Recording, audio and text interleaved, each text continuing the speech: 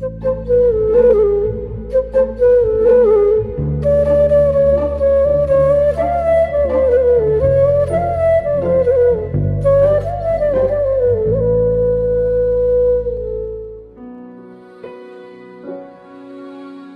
दिनों चारों ओर यह खबर फैल गई कि रूपनारायण नदी के ऊपर रेल का पुल बनेगा, परंतु पुल का काम रुका पड़ा है।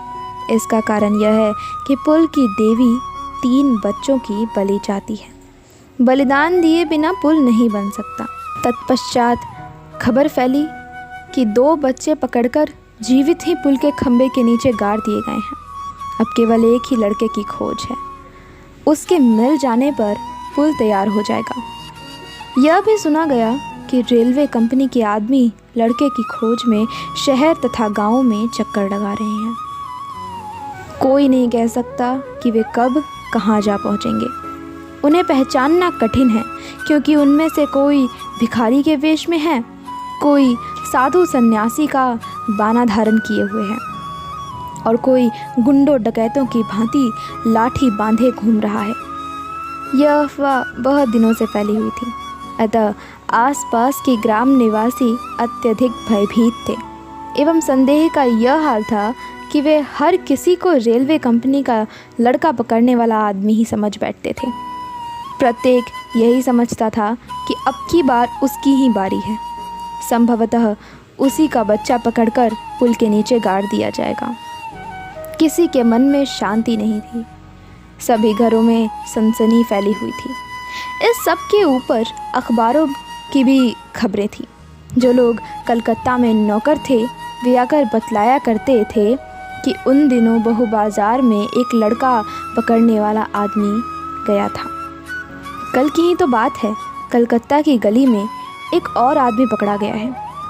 वह एक छोटे से बच्चे को पकड़कर अपनी झोली में डाल रहा था। इसी प्रकार नित्य कई कितनी ही खबरें सुनने को मिलती थीं। कलकत्ता के गली कूचों में संदेह का शिकार बेचारे कितने ही निरपराध व्यक्ति पकड़े और पीटे गए। किसी प्रकार बड़ी कठिनाई से उनके प्राण बचे और इस अत्याचार की खबरें लोगों के मुंह से हमारे देश में, हमारे गांव में भी पहुंचने लगी। ऐसे ही समय में एक दिन अचानक एक घटना हमारे गांव में भी घट गई। गांव की सड़क के पास ही थोड़ी दूर पर एक बाग के भीतर एक बूढ़ा ब्राह्मण और उसकी ब्राह्मणी दोनों रहते थे। वे मुखर्जी थे। उनके बाल बच्चा कोई न था, परंतु दुनिया में और दुनिया के सभी मामलों में उनकी आसक्ति 16 आने के स्थान पर 18 आने की थी। उनका एक सगा भतीजा था, उसे उन्होंने अलग कर दिया, परंतु उसका हिस्सा नहीं दिया। देने की कल्पना भी उन्होंने कभी नहीं की। भतीजा कभी कभी आकर कहा सुनी करता, लड़ता झगड़ता और अपने हिस्से के कपड़े, बर्तन तथा गृहस्थी की अन्य सामग्री पर दावा करता था। मैं कोई भीख नहीं मांगता, सब मेरे पुरखों की कमाई है। तुम मेरे पिता का हिस्सा हजम करने वाले कौन होते हो? यह सुनकर उसकी चाची हो हल्ला मचा चिल्ला चिल्ला कर लोगों की भीड़ जमा कर लेती और कहती, हीरू हमें मारने आया है, यह गुंडा है, हमें मारने आया है, यह गुंडा हमें मार डालने की धमकी देता है। हीरालाल कहता, अच्छी बात है, किसी दिन तुम्हें मार कर ही सब वसूल करूंगा। इसी प्रकार दिन बीत रहे थे। उस दिन झगड़े की हद हो गई। दोनों ओर से गर्मा गर्मी बढ़ चली। हीरू ने आंगन में खड़े होकर कहा, यह अंतिम बार कह देता हूँ चाचा, मेरा हिस्सा मुझे मिलना चाहिए, दोगे या नहीं? चाचा ने झिड़कते हुए कहा, जा जा, तेरा कुछ नहीं है। हीरू भी तमक कर बोला, नहीं है। चाचा ने कहा, हाँ हाँ नहीं है। हीरू ने कहा, तुम झूठ कहते हो, मैं अपना हिस्सा लेकर ही छोड़ूंगा। चाची रसोई घर में थी, बाहर निकलकर बोली, तो फिर जा अपने बाप को बुला ला। हीरालाल बोला, मेरे पिता तो स्वर्ग में चले गए, वे अब नहीं आ सकेंगे। मैं जाकर तुम्हारे बाप दादों को बुला लाऊंगा, उनमें शायद अभी कोई जीवित है, वही आकर मेरा रत्ती रत्ती हिस्सा मार देगा।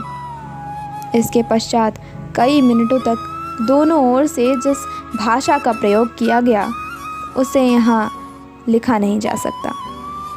जाने से पूर्व हीरालाल कह गया था, आज ही इसका निपटारा करके रहूँगा, या तुमसे कहे जाता हूँ सावधान रहना।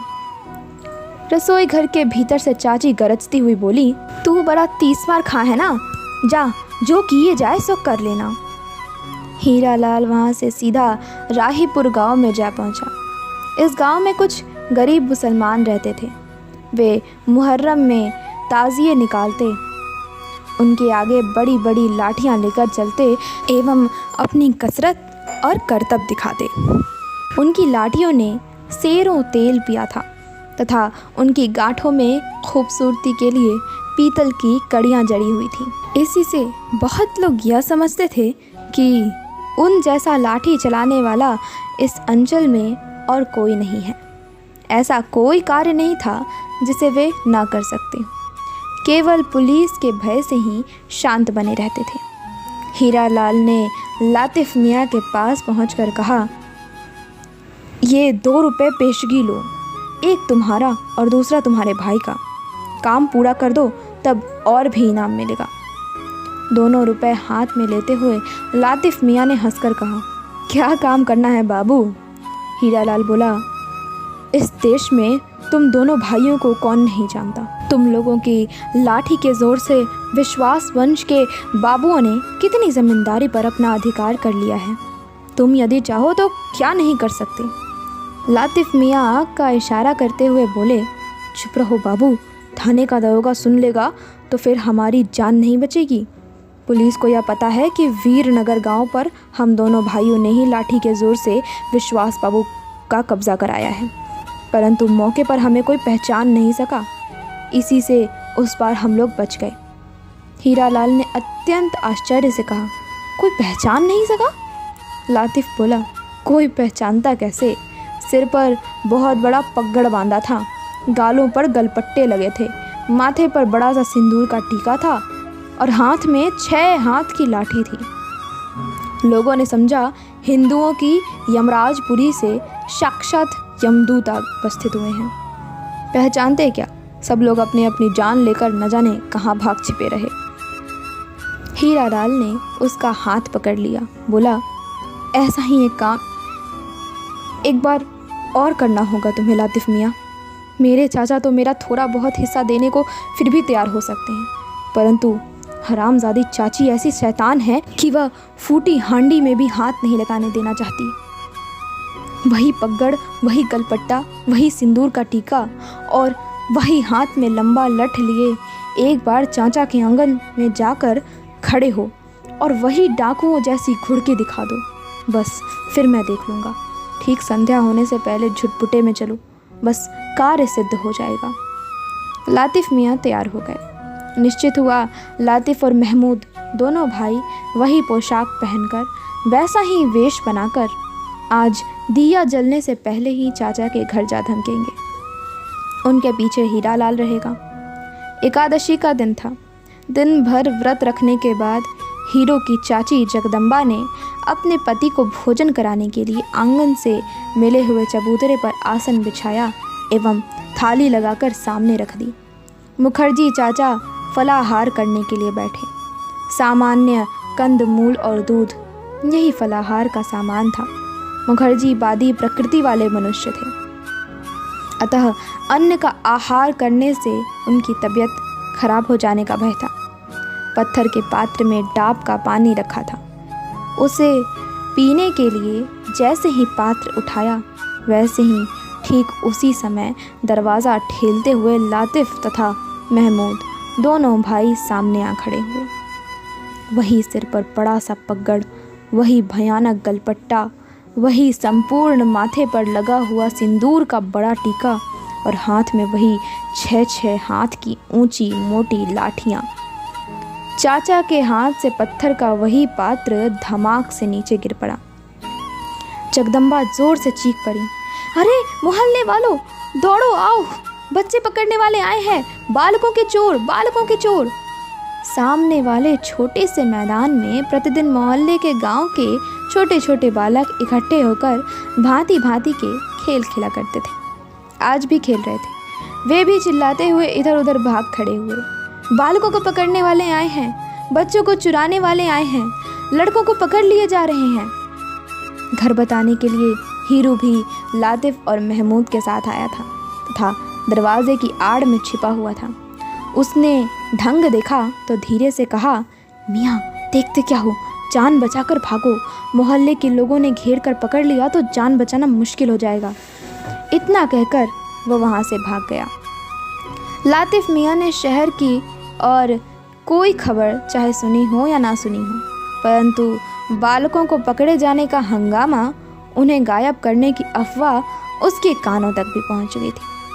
क्षण भर में ही उसकी समझ में आ गया कि उस अपरिचित अनजाने स्थान में ऐसे वेश में, विशेषकर सिंदूर का लंबा चौड़ा टीका लगाए हुए, यदि उन दोनों को पकड़ लिया गया तो एक की भी हड्डी साबुत नहीं बचेगी। यह विचार आते ही दोनों भाई जान लेकर भागे, परंतु भागने से अब क्या हो सकता था। रास्ता पहचाना हुआ नहीं था। दिन का उजाला समाप्त हो चुका था। संध्या का अंधकार मुंह बाए हुए उसे निगलता जा रहा था। चारों ओर से बहुत से लोगों की सम्मिलित एक पुकार सुनाई पड़ रही थी, पकड़ो, मार डाले इस साले को। छोटा भाई महमूद किधर भाग गया कुछ पता नहीं, परंतु बड़े भाई लातिफ को लोगों ने चारों ओर से घेर लिया। वह अपने प्राण बचाने के लिए कांटों से भरे जंगल को रौंदता हुआ एक पानी के भरे गड्ढे में कूद पड़ा। इसके पश्चात सब लोग उस गड्ढे के चारों ओर किनारे पर खड़े हो उसे ताक ताक कर ईंट कंकड़ मारने लगे। लतीफ़ जब भी सिर ऊपर उठाता उसके सिर पर ढेला पड़ता था। वह फिर पानी के भीतर अपना सिर कर लेता। ऊबकर जब फिर सर निकालता तभी दूसरा ढेला आ लगता था। लतीफ़ मियाँ इस प्रकार ईंट और ढेले खाकर तथा पानी पीकर अधमरे हो गए। वे जितना ही हाथ जोड़कर कहना चाहते कि वह लड़का पकड़ने वाला चोर नहीं है, लड़का पकड़ने नहीं आया है, उतना ही लोगों का क्रोध तथा संदेह बढ़ता जाता था। सोचते और कहते, तो यह गलपट्टे क्यों लगाए हैं या पगड़ क्यों बांधे हैं, इसके मुंह पर सिंदूर कहाँ से आया। लतीफ़ का पगड़ खुल गया, गलपट्टा भी खुलकर एक ओर झूल रहा था और माथे का सिंदूर भी खुलकर सारे मुंह पर फैल गया था। लतीफ़ बेचारा क्या कैफियत देता और उसकी बात सुनता भी कौन। इसी बीच कुछ अधिक उत्साही लोग पानी में उतरकर लतीफ़ को किनारे पर घसीट लाए। वह रो रो कर केवल यही कह रहा था कि वह लतीफ़ मियाँ है और उसका दूसरा भाई महमूद मियाँ है। वे लोग बच्चे पकड़ने वाले नहीं हैं, वे लड़कों को चुराने वाले नहीं हैं। इसी समय मैं भी उसी मार्ग से निकला, उधर एक काम से जा रहा था। हो हल्ला सुनकर उस गड्ढे के किनारे जा पहुंचा। मुझे देखते ही उत्तेजित भीड़ आपे से बाहर हो गई। सब लोग एक स्वर से चिल्ला उठे, हमने बच्चों का एक चोर पकड़ लिया है। बेचारे लतीफ़ मियाँ की वह दुर्दशा देखकर मेरी आंखों में आंसू आ गए। उसमें बोलने तक की शक्ति नहीं रही थी। गलपट्टा, पगड़, सिंदूर और रक्त सब ने मिलकर उसकी विचित्र शक्ल बना रखी थी। वह केवल सबके हाथ जोड़ता हुआ रो रहा था। मैंने लोगों से पूछा, इसने किसी का लड़का चुराया है क्या? किसने अपने लड़के को इसके द्वार पर चुराए जाने की नालिश की है? उन लोगों ने कहा, इसे कौन जाने। मैं बोला, अच्छा वह लड़का कहाँ है जिसे इसने पकड़ा था? लोगों ने कहा, हम लोग नहीं जानते। मैंने कहा, तब फिर तुम लोग इसे क्यों मार रहे हो? उसमें से एक व्यक्ति जो संभवतः अधिक बुद्धि रखता था कहने लगा, लगता है इसने रात में किसी लड़के को इस गड्ढे के भीतर कीचड़ में गाड़ रखा है। दूसरे ने कहा, हाँ, अफसर मिलते ही वहाँ से निकाल ले जाएगा और बलि देने के लिए पुल के खंभे के नीचे गाड़ देगा। मैंने कहा, ज़रा सोचो तो सही, कहीं मरे हुए प्राणी की भी बलि दी जाती है? वे बोले, मरा क्यों होगा, अब तक जीवित होगा। मैं बोला, भला लड़के को दलदल में गाड़ देने से वह कभी जीवित बच सकता है? तब मेरी युक्ति तथा बात उनमें से बहुत लोगों को ठीक जान पड़ी। पहले तो जोश में रहने के कारण किसी को यह सोचने का अवसर ही नहीं मिला था। मैंने कहा, इसे छोड़ दो। फिर उस आदमी से पूछा, लतीफ़ मियाँ बात क्या है, सब सच्चा सच्चा हाल बताओ। अब अभय दान पाकर लतीफ़ रो रो कर सब सच्चा हाल कह सुनाया। हीरू के चाचा मुखर्जी और उसकी स्त्री के साथ किसी को सहानुभूति नहीं थी। सुनकर कुछ लोगों को लतीफ़ मियाँ पर भी तरस आ गया। मैंने कहा, लतीफ़ मियाँ, अब अपने घर जाओ, आइंदा कभी ऐसा काम मत करना। लतीफ़ मियाँ ने कान पकड़े, नाक रगड़ी, तदुपरांत कहा, खुदा की कसम बाबूजी, अब ऐसा काम कभी नहीं करूँगा। मगर मेरा भाई कहाँ गया? मैंने कहा, भाई की फ़िक्र घर जाकर करना लतीफ़ मियाँ, अभी तो यही बहुत समझो कि तुम्हारी अपनी जान बच गई। लतीफ़ किसी प्रकार लंगड़ाता लड़खड़ाता हुआ अपने घर जा पहुँचा। बहुत रात बीते, एक बार फिर समीप के ही दूसरे मोहल्ले घोषाल टोला में ज़ोर का हल्ला और शोरगुल सुनाई दिया। घोषाल बाबू के घर की नौकरानी गौशाला में गौ की सानी करने गई हुई थी। उसने गौ की करबी काटने के लिए हरी ज्वार का गट्ठा खींचा तो वह उससे खींचा नहीं जा सका। अचानक उसके भीतर से एक भयानक शक्ल वाला आदमी निकला और उसने शीघ्रता से झुककर उस नौकरानी के दोनों पांव पकड़ लिए। नौकरानी जितना ही चिल्लाती कि अरे दौड़ो, भूत मुझे खाए लेता है, भूत उतना ही अपने हाथ से उसका मुंह बंद करते हुए कहता, भैया चिल्लाओ नहीं, मुझे बचाओ, मैं भूत प्रेत नहीं हूँ, मैं आदमी हूँ। नौकरानी का चिल्लाना सुनकर गृहस्वामी घोषाल बाबू हाथ में लालटेन तथा साथ में अन्य नौकर चाकरों को लिए गौशाला में दौड़े चले आए। इसके पूर्व जो घटना घट चुकी थी उसे गांव के सब लोग जान चुके थे, अतः बड़े भाई के समान छोटे भाई की दुर्गति नहीं हुई। सबने सहज ही समझ लिया कि वह लतीफ़ का भाई महमूद है, भूत नहीं है। घोषाल बाबू ने उसे छोड़ दिया, केवल उसकी उस पके बांस की खूबसूरत लाठी को अपने लिए छीन कर रखते हुए कहा, छोटे मियाँ, तुम्हें जीवन भर याद रहे, इसीलिए इसे रखे लेता हूँ। मुँह का ये सब रंग वंग धो डालो और चुपचाप घर भाग जाओ। एहसान मानकर, कृतज्ञ होकर तथा सैकड़ों सलाम झुकाकर महमूद वहाँ से चल दिया। यह कोई मनगढ़ंत कहानी नहीं, अपितु हमारे गांव में घटी एक सच्ची घटना है।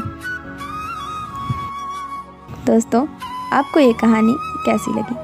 अगर अच्छी लगी हो तो लाइक, शेयर और कमेंट ज़रूर करें।